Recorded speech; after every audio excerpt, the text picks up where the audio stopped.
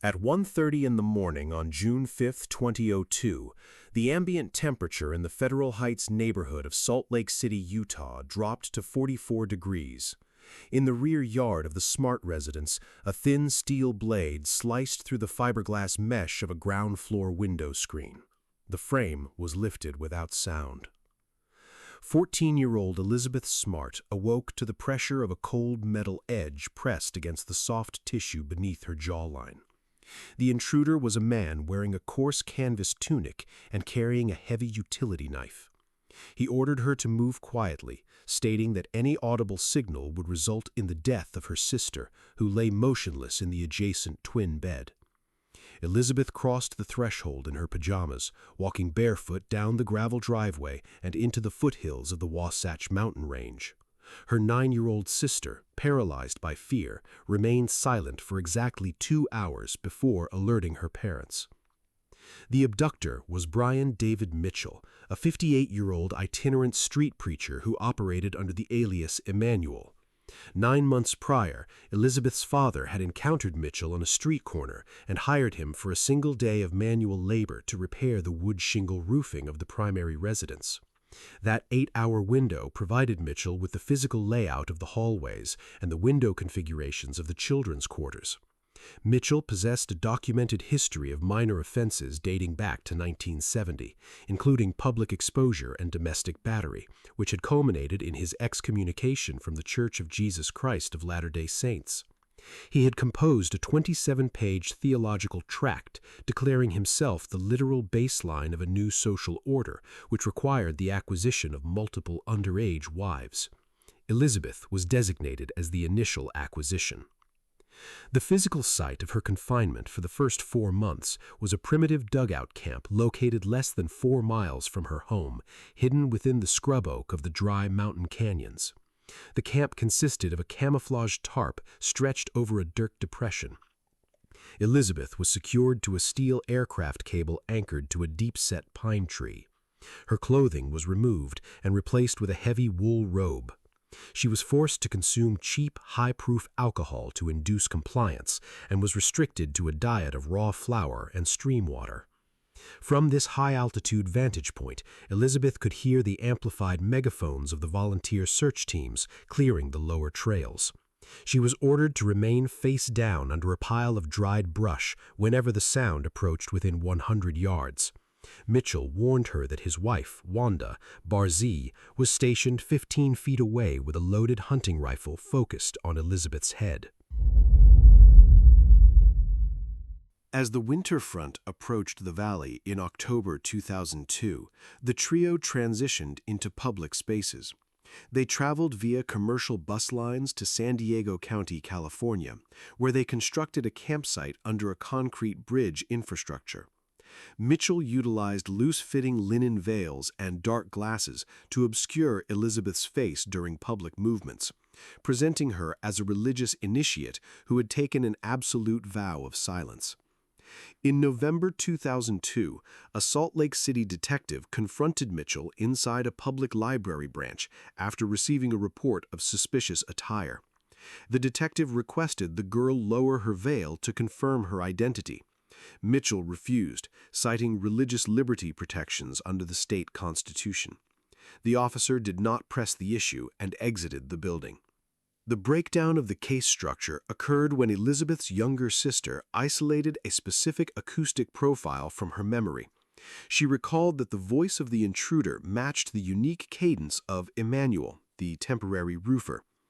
The Salt Lake City Police Department initially resisted the lead, prioritizing instead a local handyman with a prior record who had since died of an unrelated medical issue in custody. Frustrated by the procedural delay, the Smart family bypassed the department in February 2003, hiring a private sketch artist and holding an independent press conference to distribute Mitchell's photograph to national news syndicates. On March 12, 2003, 2 motorists in Sandy, Utah, a suburb 20 miles south of the original scene, spotted an older man walking along the asphalt shoulder, accompanied by 2 females wearing heavy robes, oversized sunglasses, and synthetic wigs. The callers noted that the youngest female's physical gait matched the description of Elizabeth Smart. When police units blocked the path, Elizabeth initially provided the alias Augustine Marshall. When an officer moved her away from Mitchell and stated that her parents were waiting in a vehicle nearby, she removed the glasses and confirmed her true name. The legal proceedings that followed devolved into a 9-year competency battle that exposed a structural friction point within the state court system. Mitchell utilized behavioral disruptions to halt the criminal process.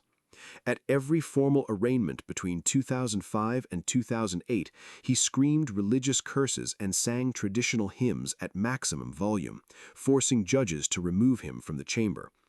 In July 2005, a state court judge ruled Mitchell permanently incompetent to stand trial due to a delusional profile and ordered his indefinite commitment to the Utah State Hospital. The state prosecution stalled completely. In response, federal prosecutors intervened in 2008, bypassing the state's ruling by issuing a federal indictment for interstate kidnapping and transportation of a minor across state lines for illicit purposes. This shifted the venue to a federal district court. In October 2009, during a closed competency hearing, Elizabeth Smart sat 10 feet from Mitchell and delivered 105 minutes of clinical testimony. She described his behavior not as an uncontrollable psychosis, but as a calculated system of manipulation designed to evade legal consequences. On March 1, 2010, the federal judge issued a 149-page ruling declaring Mitchell competent. The court noted that his courtroom hymns stopped the exact moment he returned to his holding cell, indicating his behavior was an act of deliberate contrivance. The federal trial commenced in November 2010. Elizabeth testified for 3 consecutive days, detailing every physical metric of her 9-month confinement. On December 10, 2010, the jury returned a verdict of guilty on all federal counts. On May 25, 2011, Mitchell received 2 consecutive life terms without the possibility of release. Wanda Barzee took a separate legal track. She pleaded guilty to federal kidnapping charges and state conspiracy charges linked to a secondary plan to abduct Elizabeth's cousin. She received a 15-year federal sentence, scheduled to run concurrently with her state term. However, due to a calculation error regarding her pre-trial time spent in the state mental health facility, her legal team argued that her sentence had been fully served. Over the public protests of the Smart family, Barzee was released into the community on September 19, 2018. Elizabeth completed a degree in music at Brigham Young University, established a nonprofit foundation dedicated to child safety legislation, and directly influenced the 2006 passage of the Adam Walsh Child Protection and Safety Act, which nationalized the tracking data for offenses against minors. Brian David Mitchell is 72 years old and is housed at the United States Penitentiary in Lewisburg, Pennsylvania, following a transfer from a high-security facility where he was targeted by the general population. Wanda Barzee returned to Salt Lake City. In May 2025, she was discovered sitting near a public playground infrastructure, a direct violation of her federal sex offender registry restrictions. When questioned, she stated she was operating under a direct auditory command from a higher power. The residence at 2207 Seymour Avenue in Cleveland, Ohio, was a standard 2-story wood frame structure measuring approximately 1,400 square feet. By 2004, the interior had been modified through the installation of false drywall panels, reinforced steel padlocks on interior doors, and heavy chains anchored directly to the structural white oak joists in the basement. Between August 2002 and April 2004, Ariel Castro, a 52-year-old municipal school bus driver, systematically collected 3 victims from a specific 2-block radius along Lorraine Avenue. The selection was calculated. Castro was integrated into the social circle of his targets' families, eliminating the immediate suspicion that accompanies a stranger abduction. The first file opened on August 22, 2002. Michelle Knight, age 21, was traveling to a family court building regarding a custody dispute involving her infant son. Castro, whose daughter was a personal acquaintance of Knight's, spotted her near a local intersection and offered transport. She entered the vehicle. He bypassed the courthouse, drove directly to his Seymour Avenue property, and secured her within the basement infrastructure. Within 15 months of her disappearance, Cleveland police investigators executed an administrative error. They removed Knight from the active missing persons index, classifying her as a voluntary runaway due to her unstable domestic situation. Her file went completely dark. The second file opened on April 21, 2003. Amanda Berry, age 16, completed her evening shift at a local fast food franchise. It was the night before her 17th birthday. Castro, whose children were classmates of Berry's, approached her in his vehicle and offered a ride. Berry utilized her cellular phone at 8 p.m. to alert her sister that she had secured transport. The phone was powered down 3 minutes later. The final file opened on April 2, 2004. Gina De Jesus, age 14, was walking home from her middle school facility. Castro was the biological father of her closest friend. He utilized this familiarity to bypass her standard safety rules, inviting her into his vehicle under the pretense of driving her to his home to see his daughter. She entered the rear seat. For nearly 10 years, the physical parameters of the house functioned as a closed loop. The three women were confined to separate upper rooms and the basement, initially hidden from one another through psychological manipulation and physical partitions. The windows were boarded from the interior, with mirrored film applied to the glass to reflect exterior light. They were restricted to a single caloric delivery per 24-hour cycle, consisting primarily of processed canned goods, and were forced to utilize 5-gallon plastic buckets containing chemical deodorizers for waste disposal. Castro developed an investigative testing protocol. He would announce his departure from the house, slam the heavy exterior door, and conceal himself in an adjacent hallway closet for up to 6 hours. If any victim attempted to loosen their restraints or vocalize a distress signal during this window, he would re-enter the room and deploy immediate physical violence. The physical consequences were severe. Michelle Knight suffered 4 separate pregnancies during her confinement.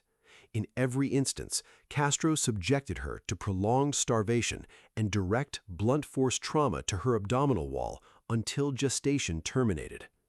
The trauma resulted in permanent lateral nerve damage, complex facial fractures, and a significant reduction in auditory capacity in her left ear.